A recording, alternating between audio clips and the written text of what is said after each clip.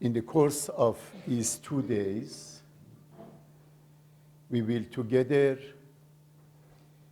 focus on 3 issues: the nature and dynamics of a healthy marriage, of a healthy family, and parenting. We want to focus on those 3 issues, both in a general terms and in more specific terms which may be of immediate interest to you. These sessions are learning occasions. We learn from each other. They are not therapeutic, as our eloquent chairman, because he was eloquent, stated. I was a psychiatrist until 15 years ago, but since then, I have not been practicing psychiatry. I have been engaged primarily in the area of peace studies and peace education. And therefore, these sessions are not to focus on any kind of therapeutic process. These are all educational. And we will focus on how to create healthier, happier, more successful and joyous marriages and families, and how to raise our children accordingly. I am glad to see some young people in our crowd. I think it is very important that they are here, at least from 2 perspectives. First, it's good for them to know what really a healthy marriage is, because many of the marriages that they encounter in our world today cannot be described as healthy. The audience here, of course, is excluded from that description, but generalization, but many others are not all that healthy. And second, it's good for them to know about dynamics of a healthy marriage and family so that they can have effective consultation with their parents in the affairs of their own families on a day-to-day basis. So I'm very happy to see that they are here. When we face a challenge, the immediate response is to ask how.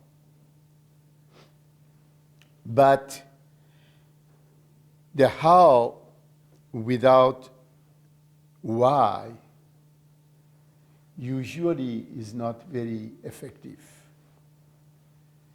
It is important first for us to know why we get married, why human society has formed families throughout history, and why there is such a close relationship and such a profound impact on the part of the parents on their children.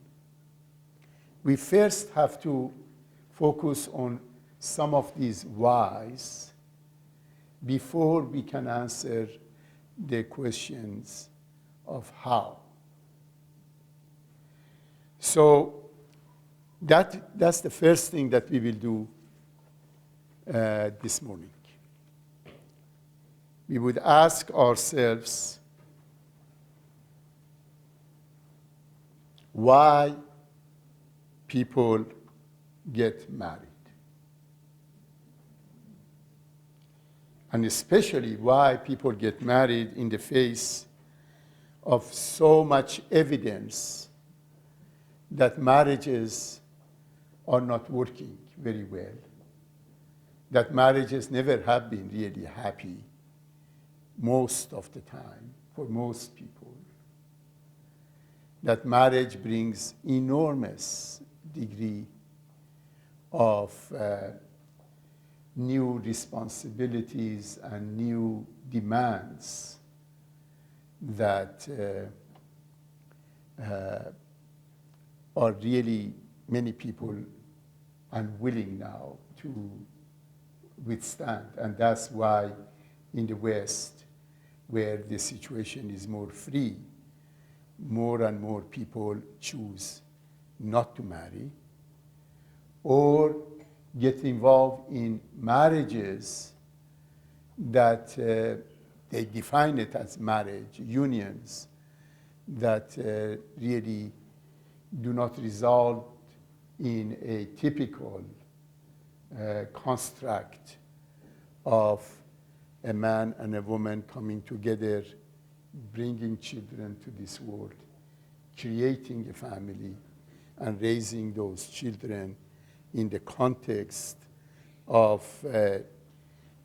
processes that are very natural at the biological as well as psychological and social and spiritual levels. So these changes have been happening in our world and will continue to happen. People will continue to question what is marriage and what is family, and people are going to try to change the definition of marriage and family, and as we see it in our societies increasingly. And these are all because we do not address in my view, the fundamental question of why people get married.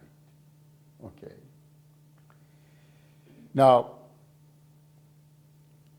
in order to understand why people get married, we need to understand at least two, probably three, major laws of existence. The first and the most primary law of existence is the law of unity. Everything that exists is the outcome of the law of unity. This table, which is made up of numerous atoms and molecules and subatomic particles that are totally separate from each other, and they are different entities. This table is standing here in this mode because of the operation of law of unity. All of us have come to existence because of the unity of the sperm and the ovum of our parents. All of us living right now in a relatively comfortable state because there is a unity between different organs and parts of our bodies. We are sitting in this room with ease and comfort because there is a fundamental assurance of unity among us. We are not enemies with each other. Everything that exists at the physical level, at the biological level, at the social level, is the expression of law of unity. And therefore, it is essential for us to understand what this law is all about. Because if we don't understand the law of unity, then we definitely wouldn't be able to answer the questions that you asked, which were many of your questions. How to create and maintain unity in the context of marriages and families and between parents and children. That was a part of a series of questions that you asked. How to do that. And unity is dependent upon a fundamental force. And that force is the force of love. Here it is. In the world of existence, there is indeed no greater power than the power of love. Now that's very unusual statement, because if we say that in the world of existence, everywhere, no power is greater than the power of love, we have to ask ourselves, what is it about love that is so powerful? Because if we understand that, we understand some of the mysteries of love. Okay? And the clue to this is that love is the force of unity. In other words, unity happens because human beings have this capacity and the force of love. And one of the most important characteristics of love is the force of attraction. Love makes us to become attracted to other entities and other beings.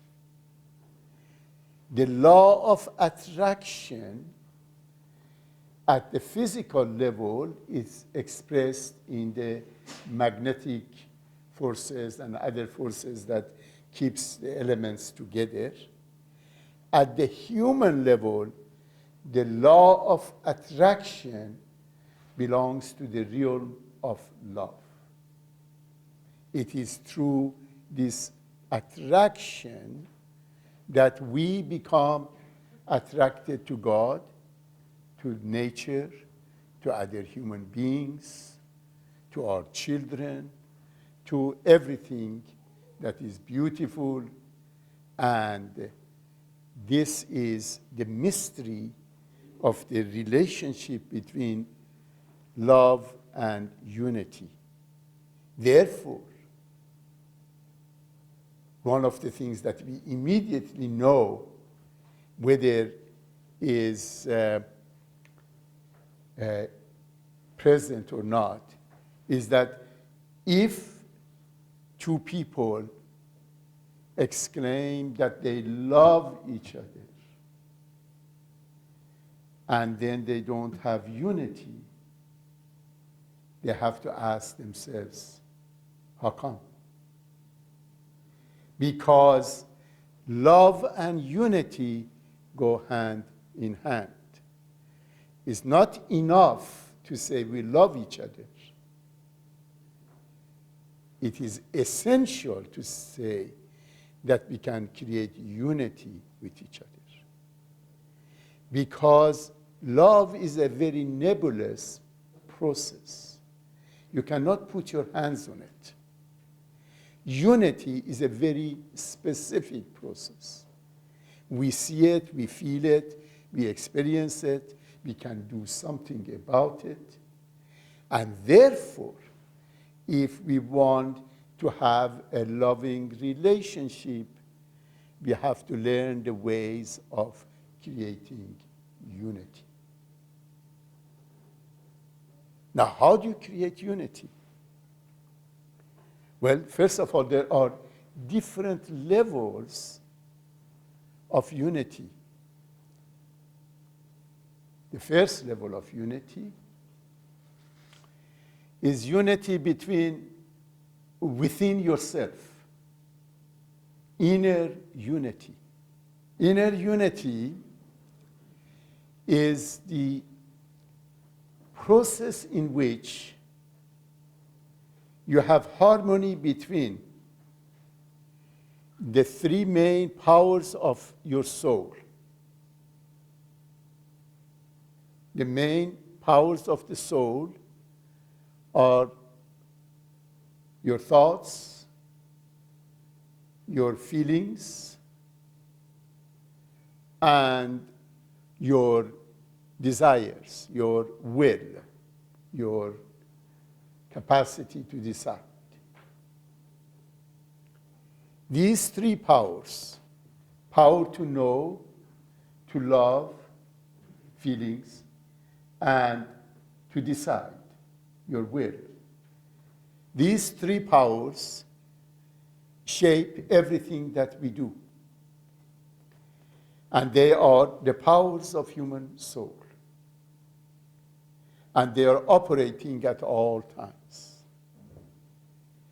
Now, inner unity requires that our thoughts, our feelings, and our actions, which are the results of our decisions, are in harmony with each other. Now, most of the time, people think one thing, feel another thing, and do a third thing. And consequently, they feel inner conflict. And we feel this inner conflict all the time. Because our thoughts and our feelings and our actions, the three powers of our soul, are not in harmony with each other. But even when we have our thoughts, our feelings, and our actions in harmony with each other, even then, we would not be able to have truly an inner peace, a state of inner peace, unless our thoughts, our feelings, and our actions are in harmony with each other and also are in harmony with our moral, ethical principles. Because we human beings are by nature moral beings. In other words, we always ask ourselves what is right and what is wrong. We always justify our actions, our thoughts, and our feelings, saying, I am justified to think this way. I'm justified to feel this way. I'm justified to act this way. Why we justify ourselves all the time? Why we justify ourselves with everybody else, with all the spouses, and so forth? Because we are fundamentally moral beings, and we want to do the right thing. And therefore, if we want to have inner peace, we have to have our thoughts, our feelings, our actions be in harmony with each other and be in harmony with our moral, ethical principles. But even that is not enough to have a totally inner peace, because our moral, ethical principles can be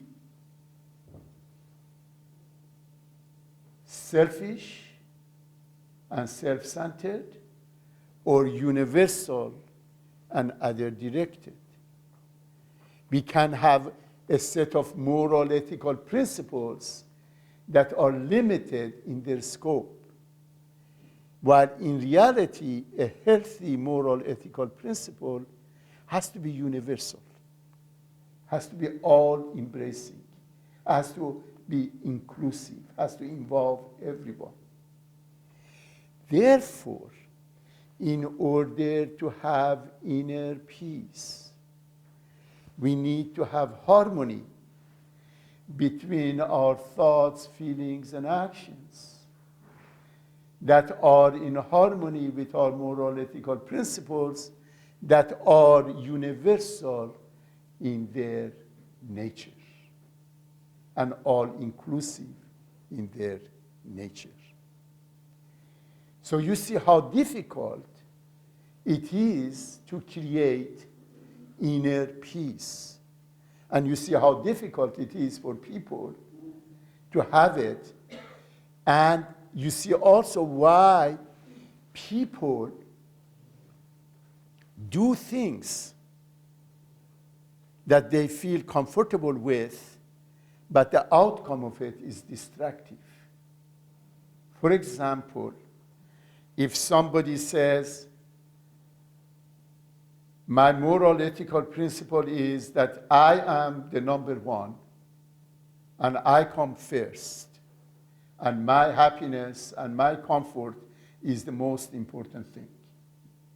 Therefore, I'm going to pay all my thoughts, focus all my thoughts, my feelings, and my actions on my precious self at the exclusion of everybody else. You may be very happy going around as an extremely selfish, individualistic person, but that is going to give you a certain degree of inner peace, which will be then greatly challenged by absence of interpersonal peace, interpersonal unity, because nobody then can be connected with you. So in order to have unity at the inner level, we need to have a universal, spiritual, ethical principle that would address our needs to create unity between our thoughts, feelings, and actions. And as the world of humanity becoming less ethical, less morally oriented, less universal in its orientation, and more individualistic in its approach, you will see that increasingly the modern humanity is divided, conflicted, and happy in the midst of the time that the world has been never as rich as it is now, never has been as comfortable as it is now, and we continue to be very unhappy and uncomfortable and disunited. So that's the first step, inner peace, inner unity, which would then create inner peace. The second level of unity is unity with others. Interpersonal unity. And interpersonal unity requires that the individuals involved to be at least aware that they have to create first inner unity inside themselves, inner peace, and have a moral, ethical framework that is inclusive of others. And therefore, here, the issue of sacrifice comes in. Because sacrifice really is a process of becoming less egoistic and less selfish. That's what issue of sacrifice is all about. Sacrifice is for us to say, I am going to live a life that will allow others to be part of my life. Okay? And doing so, then you become less self-centered and more others-directed. And this is essential both for marriage and family, and involves issue of parenting as well. The sacrifice is not to suffer. The sacrifice is to be less selfish, which means sacrifice is the process in which you make yourself, your identity, yourself, sacred.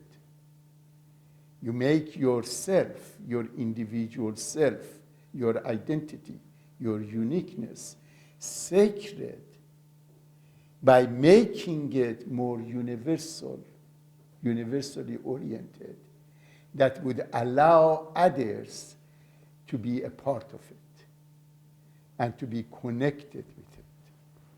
And it is through this process that is interesting, because you think you are giving away something.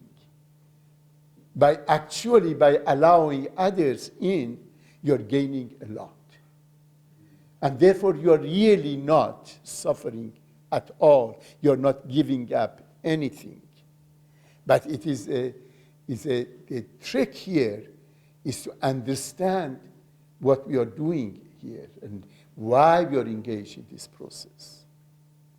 So the process of interpersonal unity requires that the partners be aware that they should be constantly working on their own attempts to create inner unity in the context of an inclusive framework of moral standards and principles, rather than exclusive. As soon as it becomes exclusive, then you are not going to have very easy interpersonal relationship. As a matter of fact, most of the time, relationships would break because of that, because there is no room for you in the heart of the other person, in the life of the other person. I will describe about this later much more specifically, but in general now we are talking about. The third level of unity, of course, becomes a social unity, societal unity. Unity at the level of larger groups than individuals and families.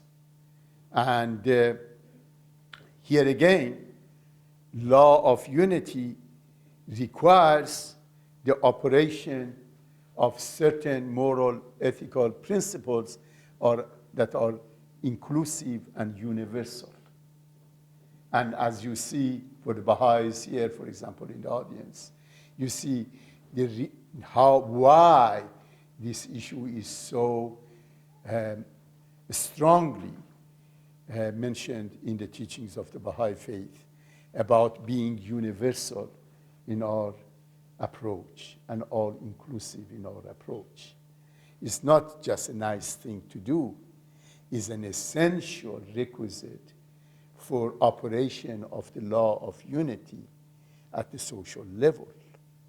And if we don't have that, the very fabric of society begins to disintegrate, as we see the disintegration taking place in the society. And when we are talking about inclusive, we are talking about now issues of other nationalities, ethnic groups, races, linguistic differences, all the diversity that we see in the world today. Diversity is a fact of life. Diversity in the context of unity creates a progressive and happy and developing society, and diversity in the context of a society that is not inclusive would create conflict, violence, and disintegration. And we see the signs of our difficulty to deal with the issue of diversity at all levels because our framework, and I would talk about that framework later, is limited framework. It's not universal. It's not all inclusive. And then we come to unity with the world of nature, which is probably easiest of all of these unities. And that's why the environmental movement is so strong. Because we in the relationship with the world of nature, we think that the nature doesn't demand anything from us, which is, of course, is a fallacy. If we ignore the dynamics of the relationship with the world of nature, the nature would come back roaring and in a destructive way. You saw it in the winter that you had, and in the windy days that we have today, and the changing of climate that is happening. These are all expressions of disunity between humanity and the world of nature. We are causing problems at all levels. Now, all these unities are dependent on the unity of human beings with the ultimate source, which is, of course, God. Here is a good one about love of God, or any kind of love. First, when I was apart from you, this world did not exist, nor any other. Second, whatever I was looking for you for was always you. Third, why did I ever learn to count to 3? Okay. Now that's a very interesting, profound statement on the part of Rumi, Jalaluddin Rumi. He is, as you know, the Sufi poet par excellence. And some of his poems have been also quoted by Baha'u'llah and Abdul Baha in the writings of the faith. And he describes the condition when we fall in love ourselves as human beings, which we totally go crazy and lose ourselves. Also describes the phenomena of love at the divine level, at the most essential level, which is here. That when we are love, we are in love. It is us and the beloved, and nothing else exists. That's the first stage, the most fundamental stage of a love process. And the problem with it is that soon thereafter, that state of a total unity with the beloved begins to disintegrate, begins to be challenged. And that is something that I want to talk about in a few minutes' time, about different stages of love, okay? But before we get to that, I'd like to see whether you have any questions. My question is, unity with ourselves bring us to the unity with God, or first unity with God bring us to the unity with ourselves? Well, God is always united with us, okay? The dynamics of relationship between God and humanity is that God never leaves humanity. Even when we leave God continues to be looking after us and protecting us and making sure that the best happens to us. But you see, the dilemma of human being is the dilemma of free will. We have the free will. We can decide either to be united or not to be united with anyone or any entity, including with God. And the way that we can establish unity with God, because God is constantly doing it with us, is to make ourselves aware that this ever-present relationship exists between God and humanity through the appearance of his manifestations, who bring the set of laws and regulations and teachings and practices that they are all aimed at establishing that love relationship. For example, if you focus on the obligatory prayers, particularly the long obligatory prayer, you will see that the long obligatory prayer is a prolonged love discussion between you and the beloved of all hearts, the one that is there in that poem, okay?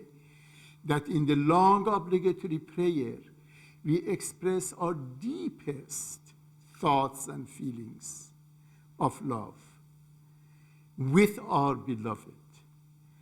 And the reason that we do it every day is because we want to make sure that we connect ourselves with that source of ever-present love that is coming from God to us.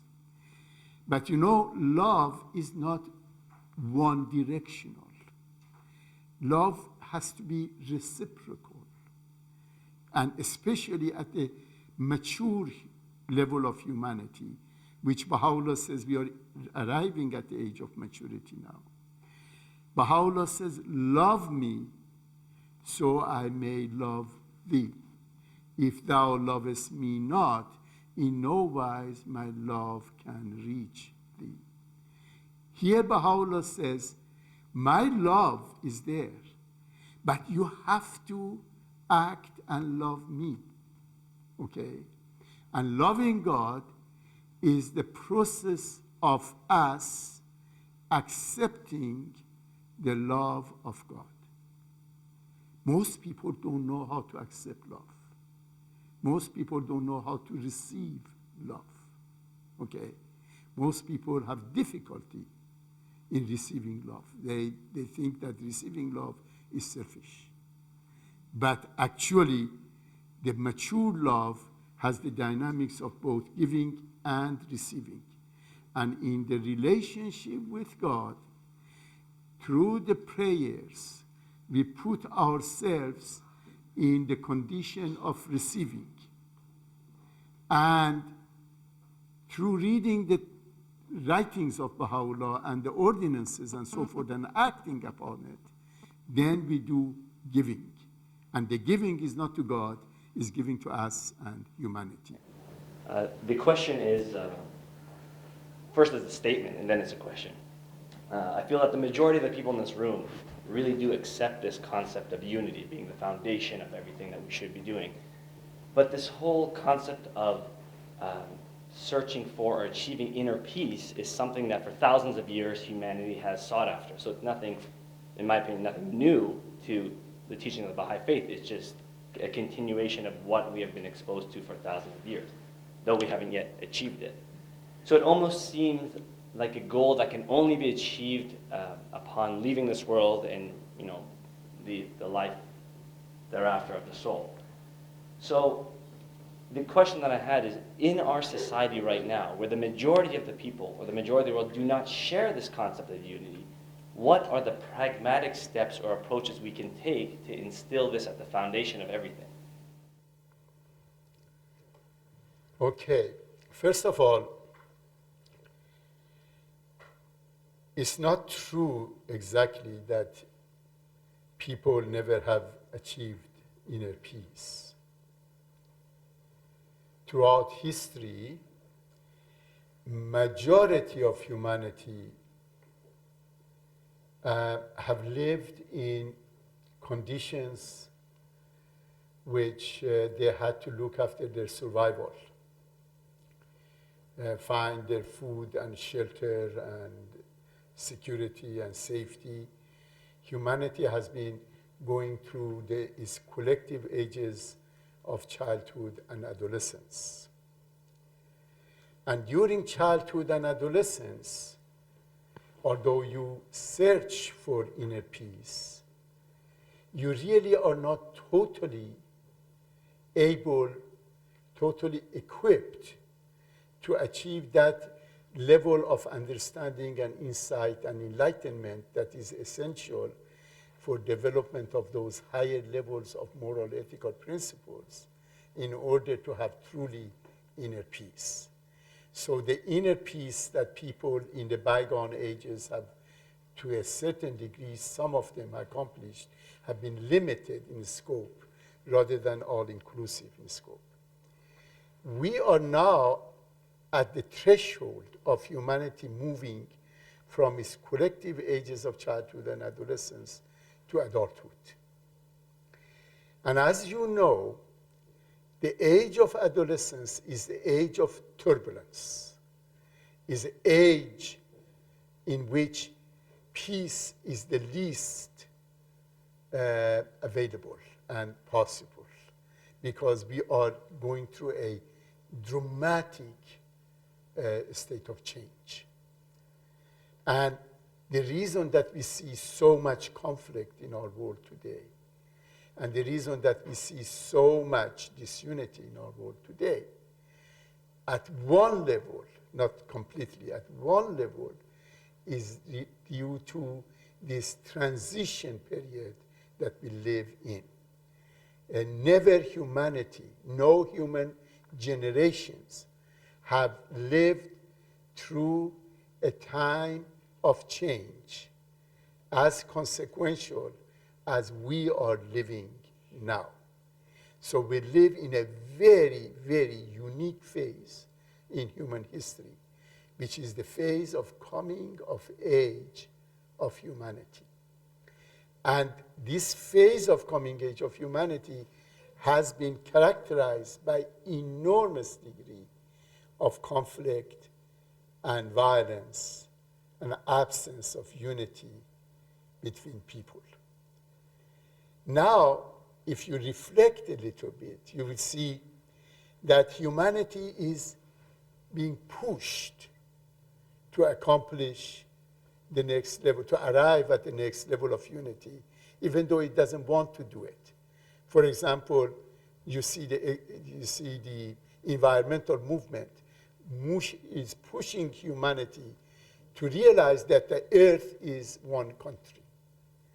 The economic crisis that we have right now, the political crisis that we have right now in the world, they are pushing humanity to the realization that not only the earth is one, but mankind also, humankind also is one. So these are movements that are taking place in spite of humanity. So what can you do? You don't need it to do it in a pragmatic way. We need to do it in a very systematic way. Is that we have to change the manner in which we educate the new generations of humanity. And we will talk about that later more.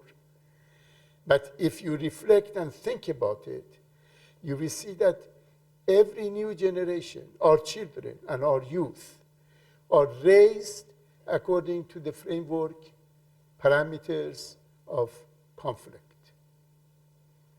Everything that our children learn is about conflict. From earliest days of their lives, they see conflict between their parents, and they don't know how to handle it.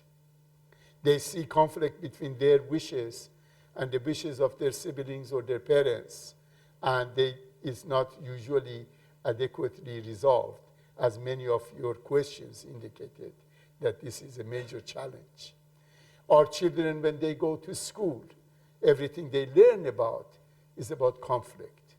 What they learn in the classroom, in the history books, is about juvenile men fighting with each other. That is history.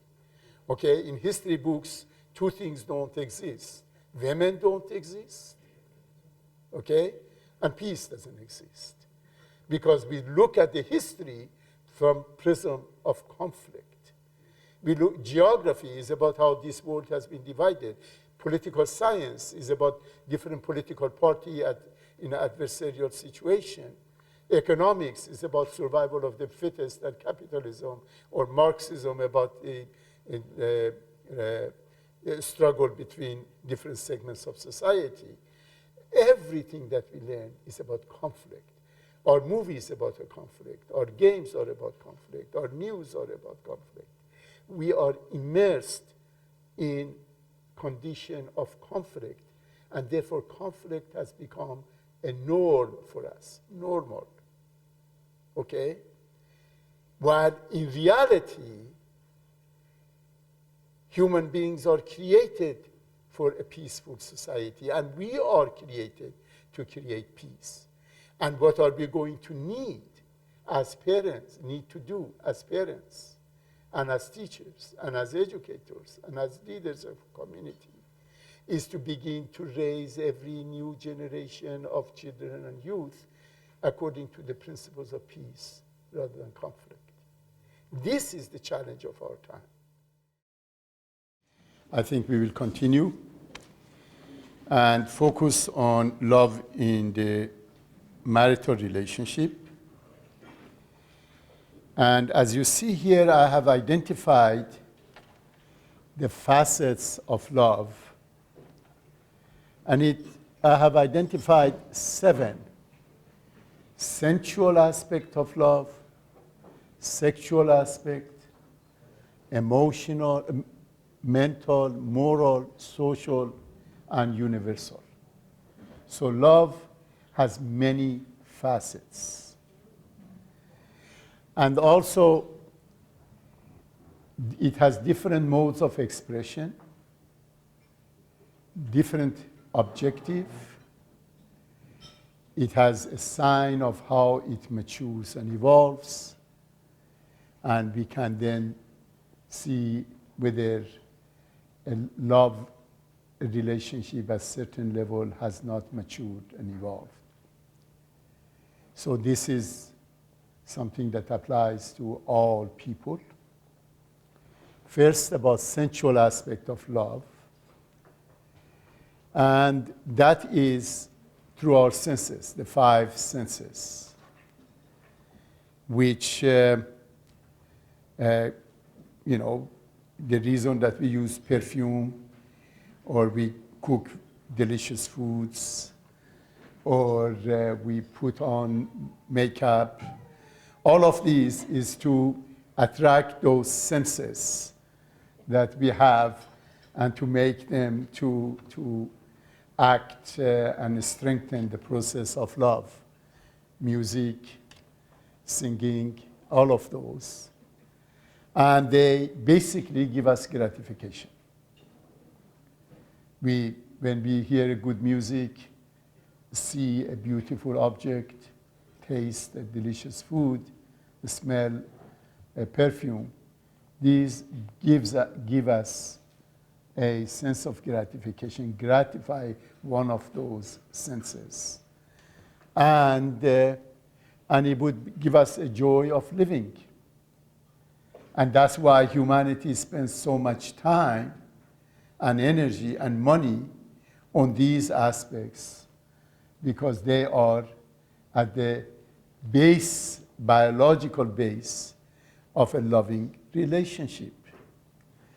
And usually when people start dating with each other and knowing each other, they put great emphasis on these. And once they get married, completely forget about it. and that becomes, a minus in the love relationship, because suddenly a very important source of gratification in love relationship has disappeared.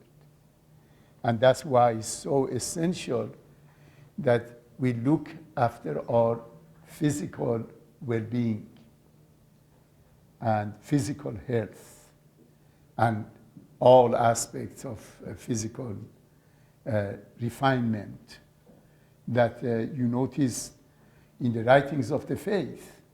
Emphasis are on those. You read the Kitab al-Aqdas, and you will see there are laws and regulations about how to take care of your body. Cutting your hair, washing your feet, and this and that. They are all emphasizing the issue of refinement. Human beings have to be refined beings, and in a marriage they have to pay special attention to that aspect, because in the marriage you get intimately close with the other person, and if that physical refinement is not there, soon makes people to stay away from each other. So it's so essential of an issue, and in a way, as Abdul Baha says, the physical refinement and purity is outward expression of a spiritual refinement and purity. So the sensual aspect is very, very important. And then comes in the marital relationship comes the sexual activities. And the sexual activities have two objectives. One is gratification of sexual needs. The other one is procreation. Baha'u'llah, as one of the quotes that we read this morning, Baha'u'llah states that the purpose of marriage is to bring children to this world. And of course, bring the children to this world, and he continues to say, educate them in such a manner that they would remember God amongst humanity, which means educate children to be spiritual, universal beings. And we will talk about that later. But the purpose, sexual activity, is both gratification and procreation. And majority of people are ignorant about sexual activities. Majority of people don't know how to enjoy sexual relationships. They are afraid to talk about it. Usually many men and women even don't discuss it, and stutter about it when they talk about it, and is a very difficult area for people.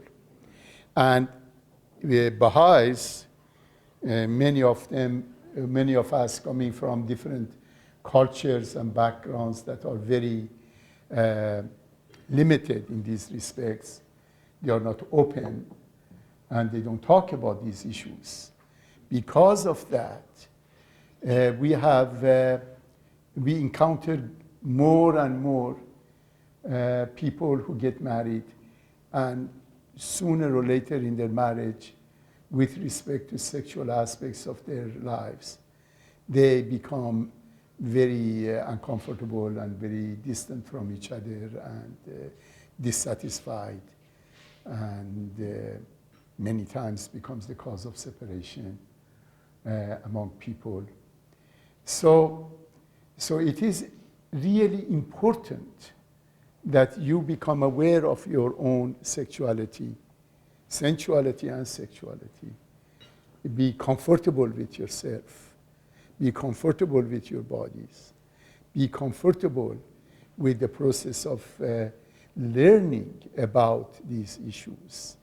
So that, and in a marriage, helping with each other through discussion and understanding and reading, and even if necessary, consultation with somebody who is in profession. Some physicians have a specialty in this area and so forth, to make sure that you don't neglect that aspect of your marriage and relationship.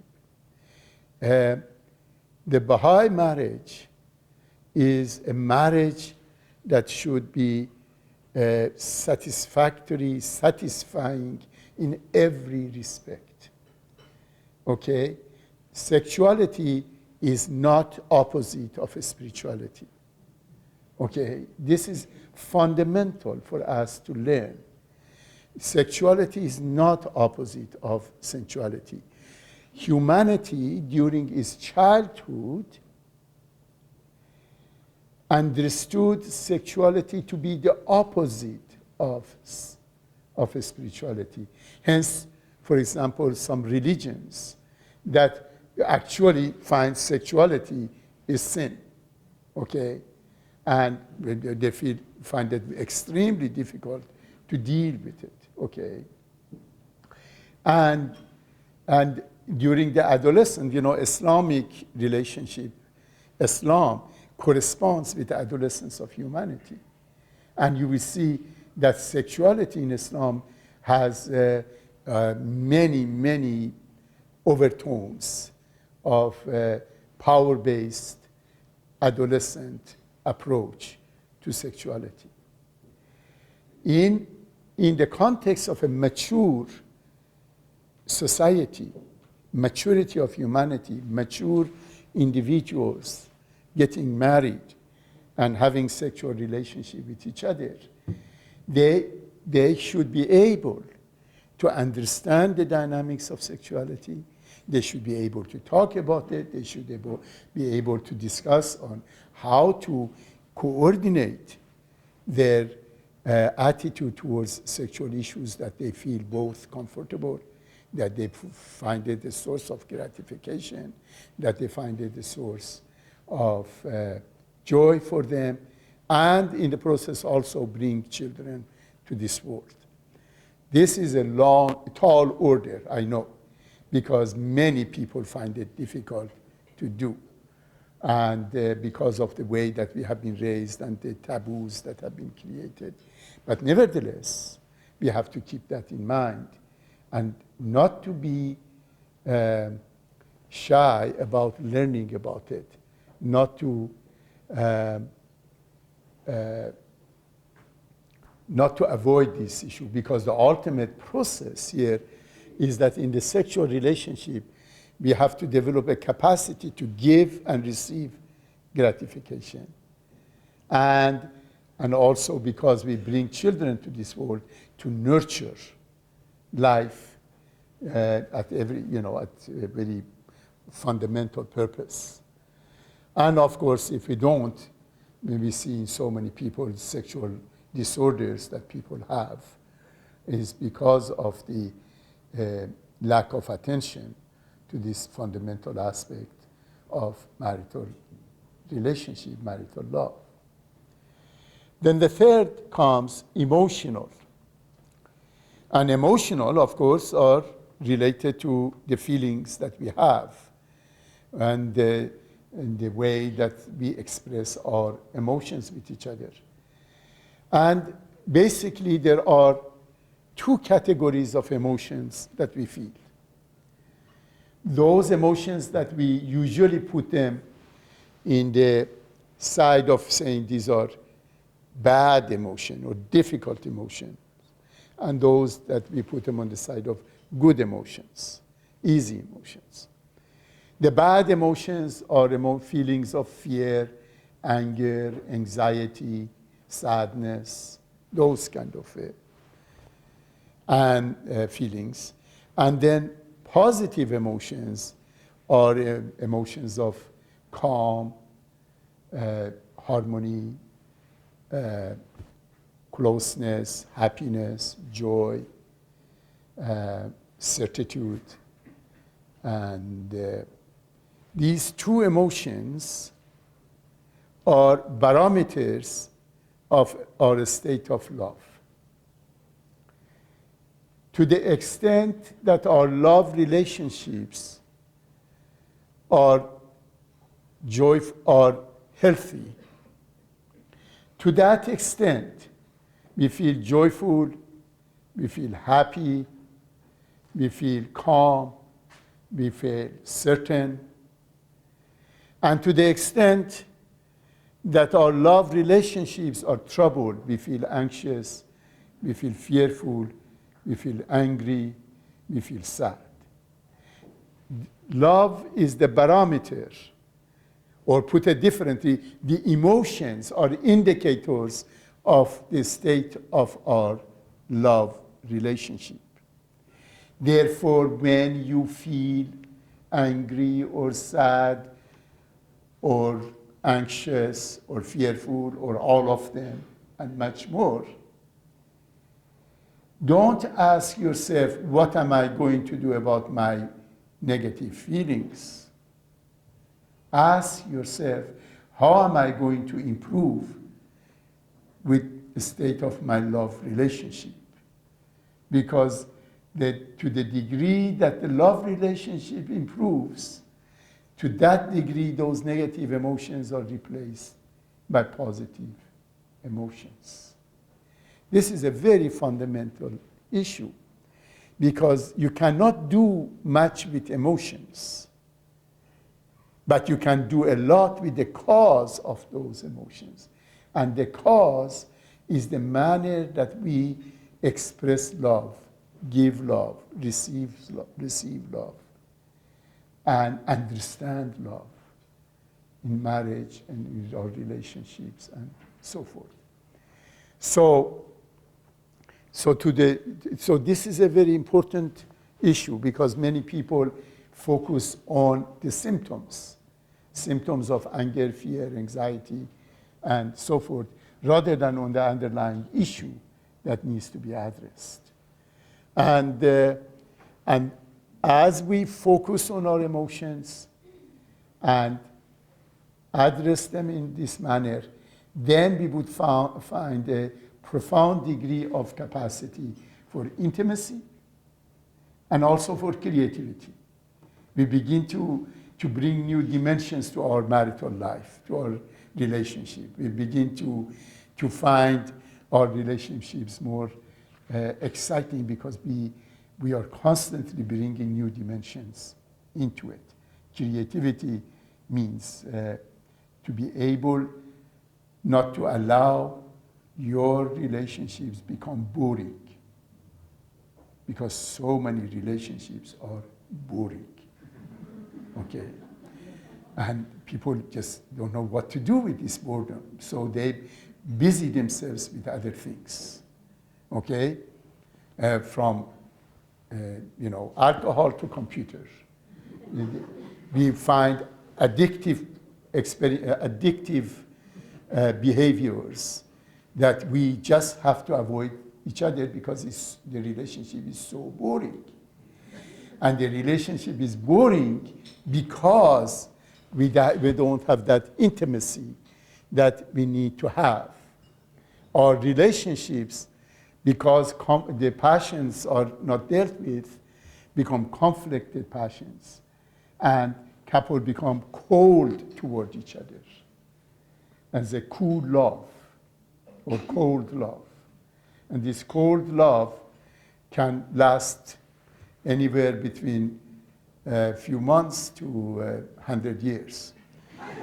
People can just live in that state of cold love forever. And they live parallel lives. They have their own inner lives and their own relationships and their own interests, but they are just living in the same household and so forth. You don't want to do that. You want to really create an intimate, creative, dynamic relationship. That requires courage. You have to open up. You have to focus on the sensual aspect of your love relationship, on the sexual aspect of love relationship, on the emotional aspects of your love relationship, and you have to look on the mental meaning intellectual aspects of your love relationship. In the intellectual aspect, in the mental aspect, is where you begin to share your thoughts, deepest thoughts with each other. Now, most people are very uncomfortable to share their thoughts with each other because the thoughts are so private.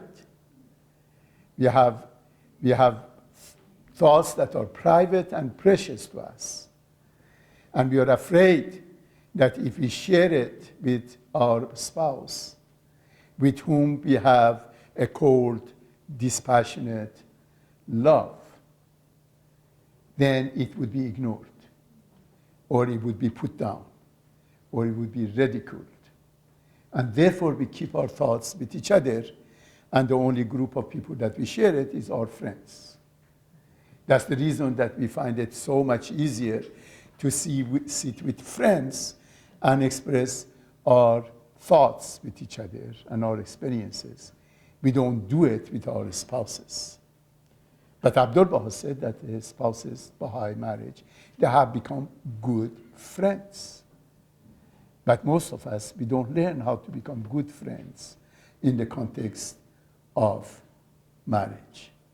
And therefore, we find other friends to share our thoughts or reflections. Because when we share thoughts and reflections with each other, something profound happens. We begin to understand each other at a much more deeper level and reasoned level. At the emotional level, it's difficult to bring reason into the process. But when you add the emotional intimacy, you have sensual intimacy, sexual intimacy, and emotional intimacy, you add to it the mental, intellectual processes of intimacy. Now the relationship is becoming closer and closer to the issue of unity, And so that's a very fundamental process, because in order to make sure that life is exciting, we constantly have to discover new things. And this process of searching and discovery is, of course, a mental process that we have to do. And that the more we discover new things, the less there is a possibility of boredom in life. And when we share intimate thoughts, we get very close to each other. And we learn from each other. And we help each other to develop and evolve. And the other facet is the moral issue. The moral issue is fundamental here because of the reasons that we talked earlier, that the inner peace or interpersonal peace, neither of them are possible. Inner unity and interpersonal unity are not possible in the absence of unity in moral standards. If two people have very divergent moral standards, inevitably those marriages become very, very problematic. Because the whole purpose of moral issues is to be good and to do good. This is the purpose of morality, to be a good person and to do good deeds, right? And when we do that, we begin to develop an understanding of the other, a deep understanding of the other, a deep appreciation of the other, and a deep compassion for the other. And this deep understanding, mutual understanding between people, and developing this process of compassion with each other, which compassion is a moral value based on expression of love and understanding. And so that becomes essential. If we don't do that, we inevitably develop a hatred and cold-heartedness in the relationships. And many relationships that are devoid of compassion and understanding, then inevitably they become full of hatred and coldness, cold-heartedness. And coldness and cold-heartedness then separates them from each other. It breaks. And also moral issues are related to issues of fidelity, issue of honesty, issue of truthfulness. All of these things are essential for a marriage to stay together. If people are not truthful with each other, if they are not honest with each other, if they are not compassionate with each other, then one of the two partners decides, okay, it cannot continue, you see, and the relationships break up. So the moral aspects are essential as well. And then we come to the social issue, which is really related to expression of moral principles in the context of ethics in human relationships. And it is the process of learning how to build communities of people.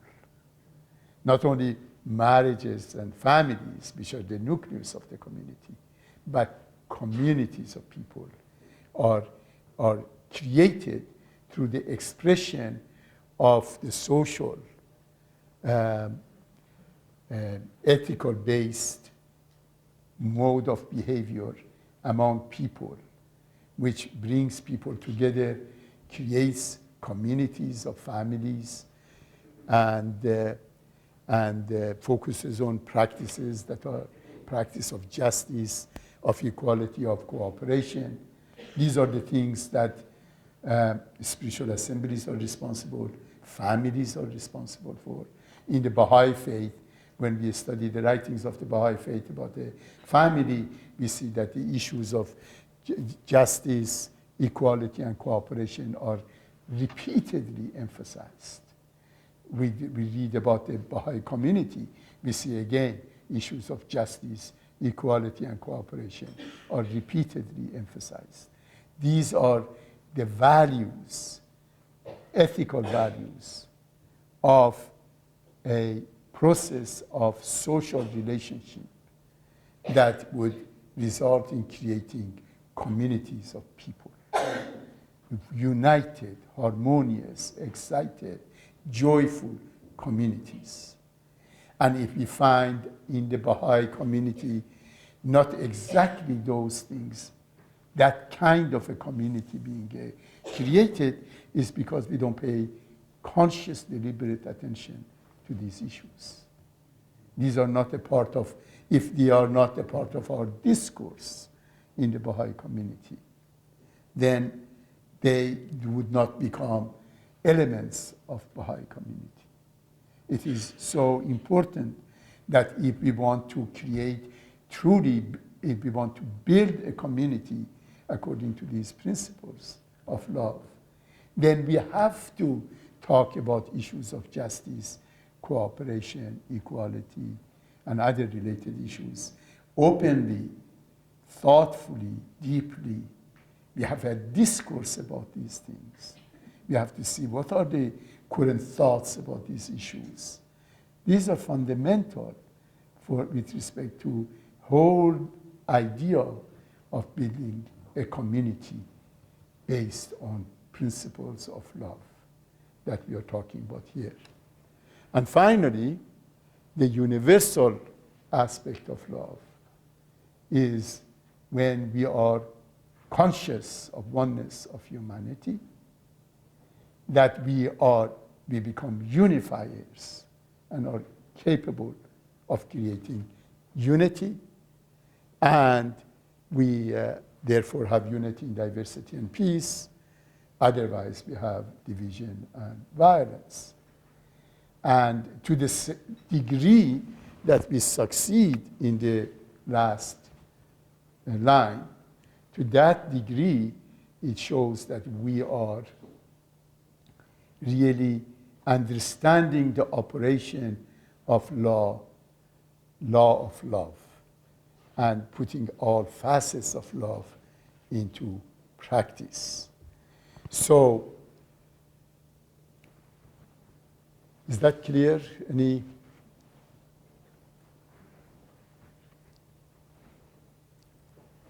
Okay, let's have a little bit of discussion about this, because it was a huge dose. And please come. The most simple to the more complicated?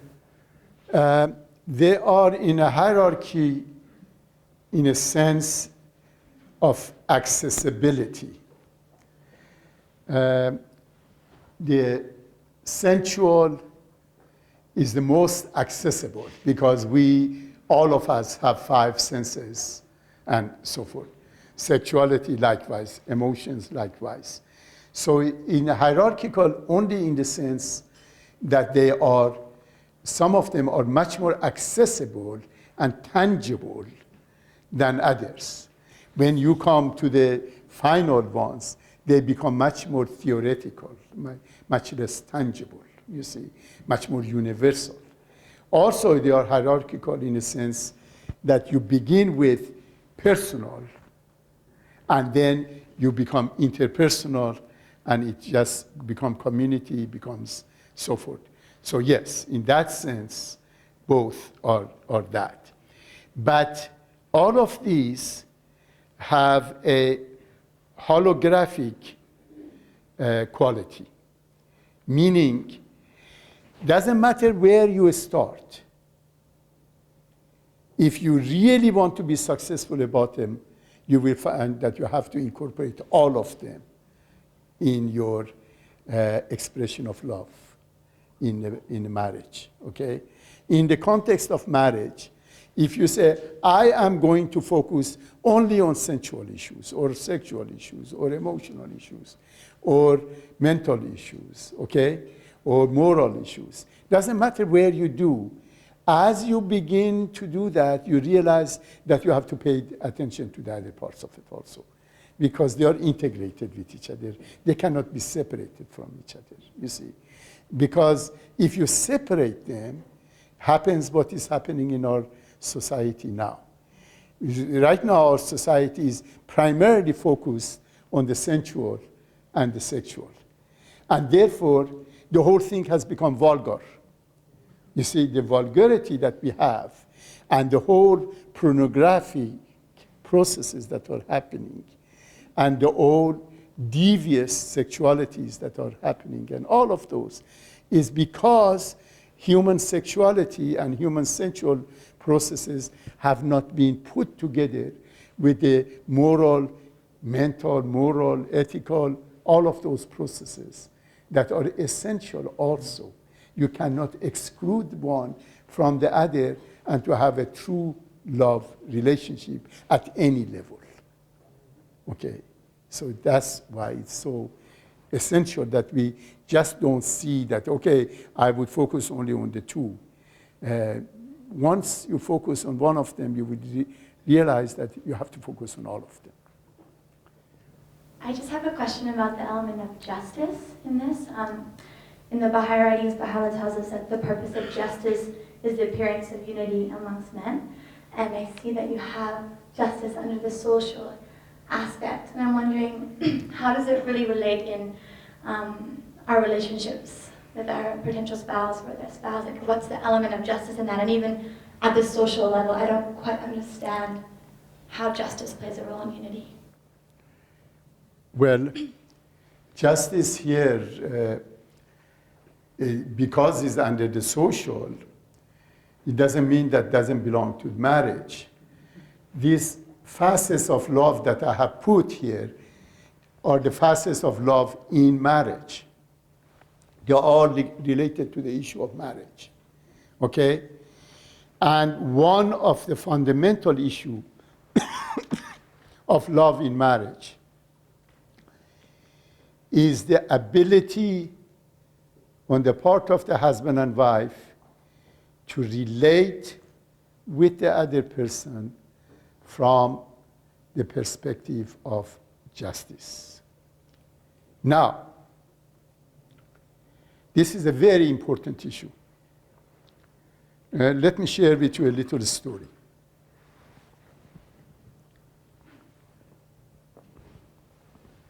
Few years ago, many years ago, I realize now that in my life, when I say few, I mean many. Okay, you reach that level of age that few becomes many. Many years ago, I was representing the Baha'i community in Canada at a United Nations conference in one of the cities in Regina. And I don't know whether it was Regina or Winnipeg, actually. It was one of those two places. And it was a United Nations model conference at the university. And the United Nations model conferences are very interesting because they bring about 1,000 or 1,500 young people, students from around the world. And they create a mock model UN. So you become representative of United States and you Iran and you Uganda and different places. And you become delegates and you begin to act according to those delegates and look at the issues before you and so forth. So the program was going to start, and the idea was that there were three speakers. The president of the university would say a few words of welcome, and the representative of government, who was a politician, would say some words, and the representative of Baha'i community, who was the co-sponsor of the event, would say a few words. Each of us had given 15 minutes. So the university professor, president started, and he just took about 5 minutes and sat down. And then the politician who was representative of government of Canada, he got up and started talking and talked and talked and talked and talked. And when he stopped, there was only 5 minutes left. And the chairman turned to me and said, "You have 5 minutes." So I got up and I said, "You have come here as representatives in the United Nations. And as you know, the primary objective of the United Nations is to create peace. However, you cannot create peace unless you first meet its main prerequisite. And the main prerequisite of peace is justice. However, you cannot establish justice before you fulfill the main prerequisite, its main prerequisite. And the main prerequisite for justice is equality.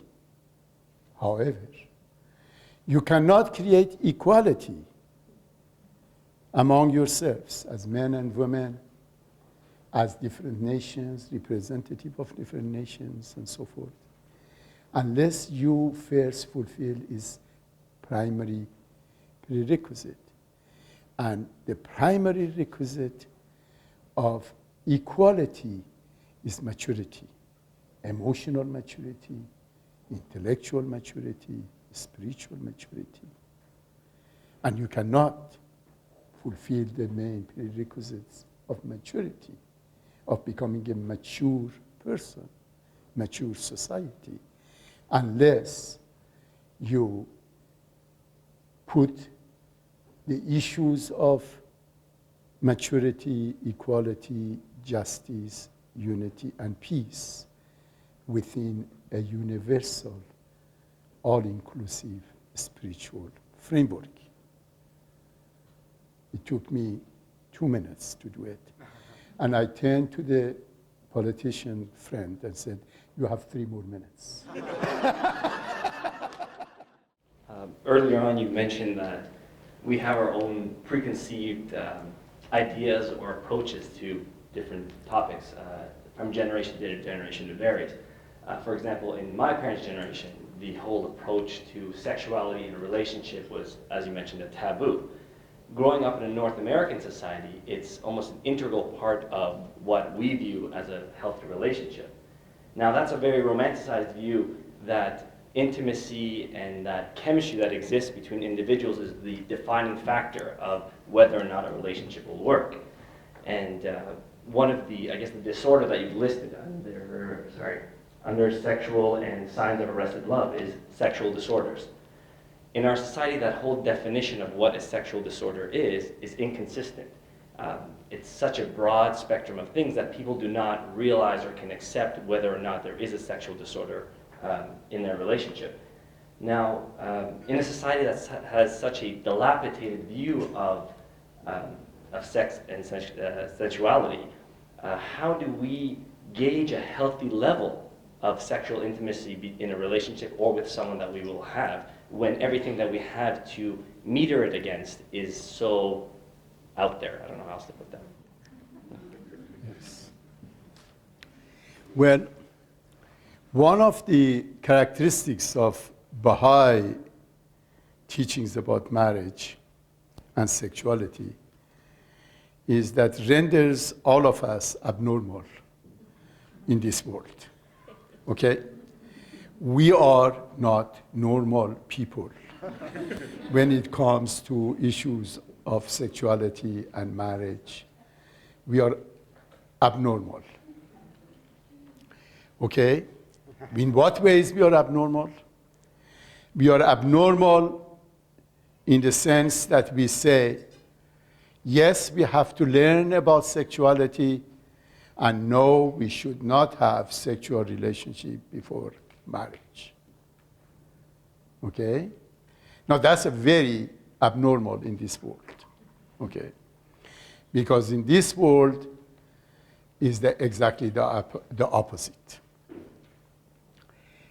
Now, as you reflect on the chart that I have put here, you see that the concept of love and sexuality in a marriage that I have put here requires a profound degree of maturity.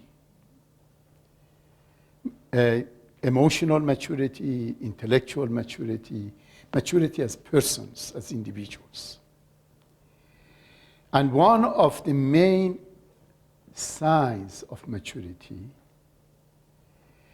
is discipline.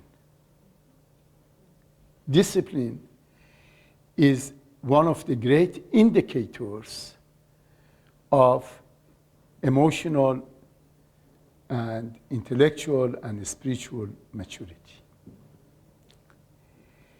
Discipline means the capacity to be in control of your emotions and desires rather than to be controlled by your emotions and desires.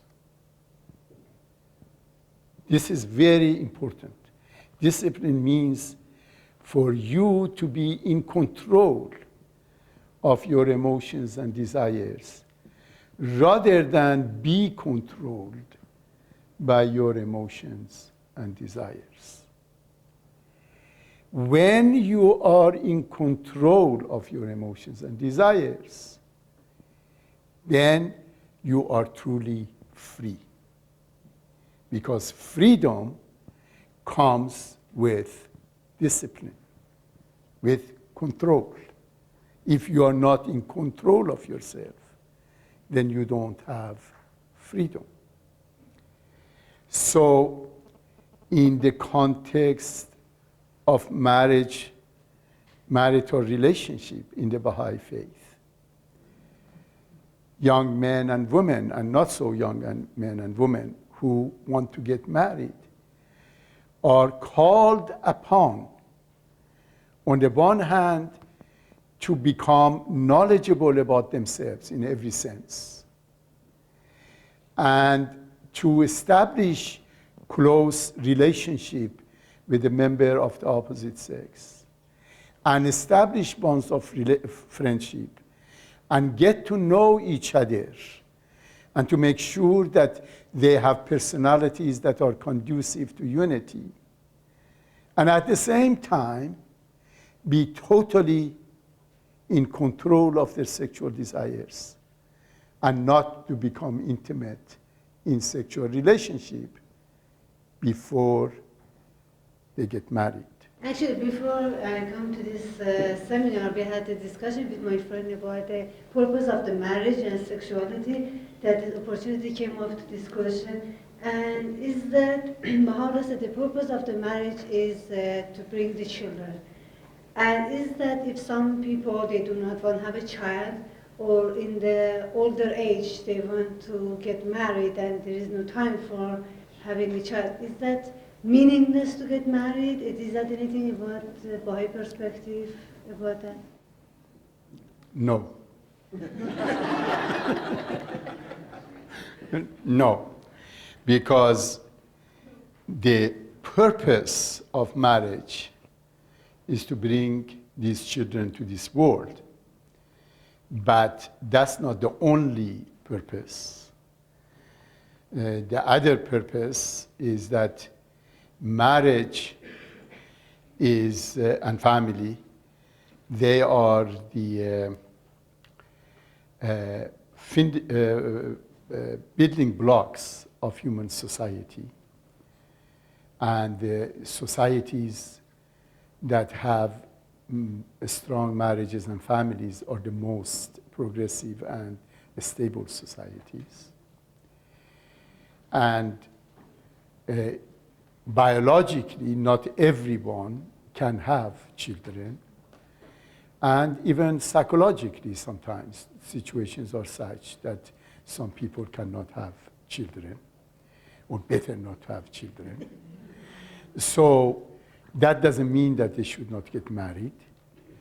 Also, even those who cannot have children, there are millions of children in this world that need help and need parenting. And there is no reason why they cannot include the other children, because I just finished a talk that for a conference in India, and the title of my talk was, "All Children Are Our Children." So that's the nature and dynamics of relationship between children and adults, that whenever there are children, we automatically are parents. Okay, so keeping all of this in mind, we should not be at all worried that if we have a marriage and we cannot have children, or because of unusual circumstances we choose not to have children, still we can serve within the framework of marriage and family much better than individually. Because family and marriage, they bring new dimensions to human life. And those new dimensions are primarily less self-focused and more others-focused.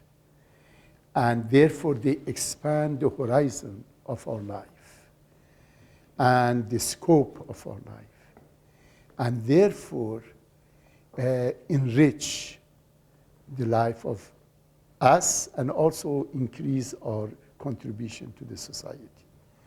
So that's one aspect of it. The other issue is that, yes, the purpose of marriage is to bring children to this world, but also in other writings of the faith, we have comments about issues of sexuality and enjoyment of intimacy and so forth, that also totally legitimate. And in one of his writings, the guardian of the Baha'i faith says that, I'm paraphrasing here, that intimacy and enjoyment of sexual relationship in marriage are not carnal desires. They are totally acceptable. Is outside of the marriage is a totally different story.